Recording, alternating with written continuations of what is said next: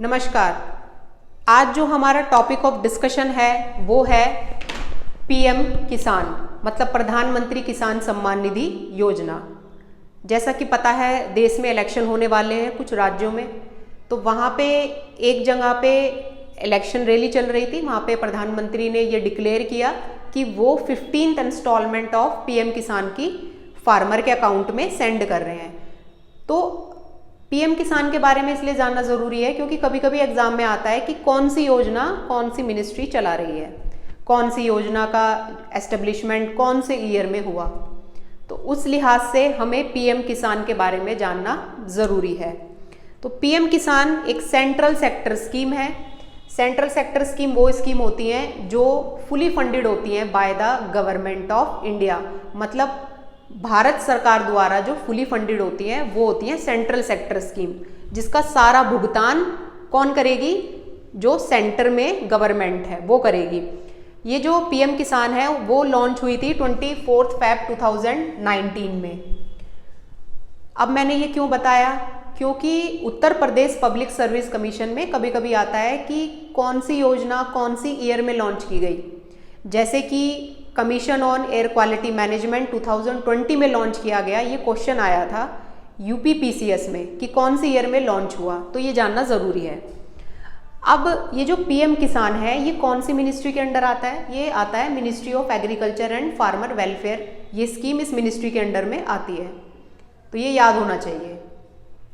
ये जो financial benefits हैं इसमें क्या दिया जाएगा? सालाना 6,000 रुपये दिए जाएंगे इन 3 इक्वल इंस्टॉलमेंट, मतलब 2000 जो रुपीज़ दिए जाएंगे वो 3 इक्वल इंस्टॉलमेंट में दिए जाएंगे। So that amount is equivalent to 6,000 per year.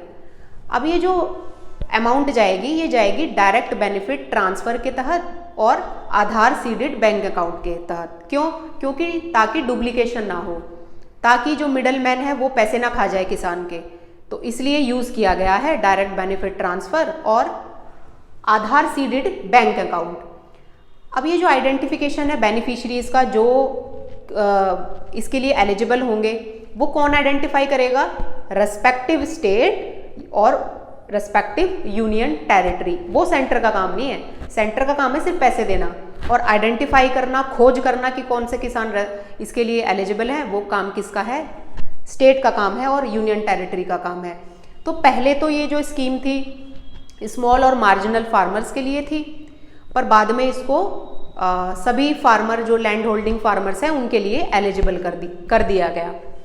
अब इसका जो रजिस्ट्रेशन है वो रजिस्ट्रेशन आप मोबाइल ऐप से कर सकते हैं, पीएम किसान पोर्टल से कर सकते हैं और कॉमन सर्विस सेंटर पे जाके भी आप इसका रजिस्ट्रेशन कर सकते हैं।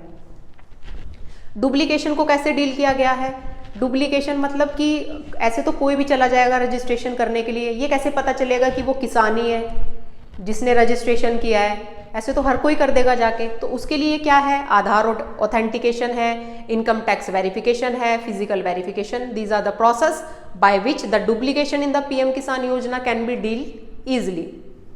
अब इसके लिए ग्रीवांस रेड्रेसल मैकेनिज्म भी है, सेंटर की तरफ से चलाया जा रहा है। अब ये जो फाइनेंस जो फार्मर को मिलेगा इस फाइनेंस को भी यूटिलाइज कर सकता है एग्रीकल्चर एक्टिविटीज़ के लिए, एलिड एक्टिविटीज़ के लिए या फिर अपनी डोमेस्टिक नीड के लिए भी यूटिलाइज कर सकता है।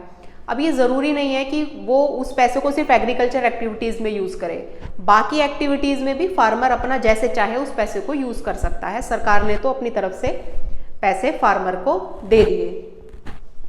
इससे हेल्प क्या होगी? फाइनेंशियल हेल्प होगी फार्मर की, ईज ऑफ लिवलीहुड होगा।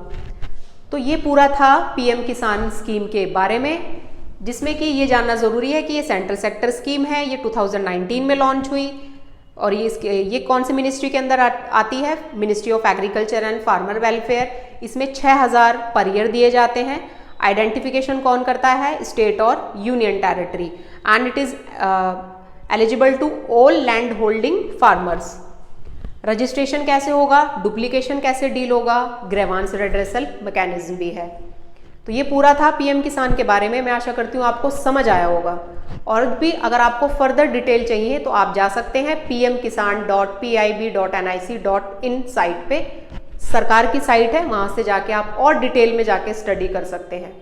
तो मैं आशा करती हूँ ये ओवरव्यू पीएम किसान का आपको समझ आया होगा। आपकी कोई भी क्वेरी है तो आप मुझे कमेंट बॉक्स में बता सकते हैं। Thank you.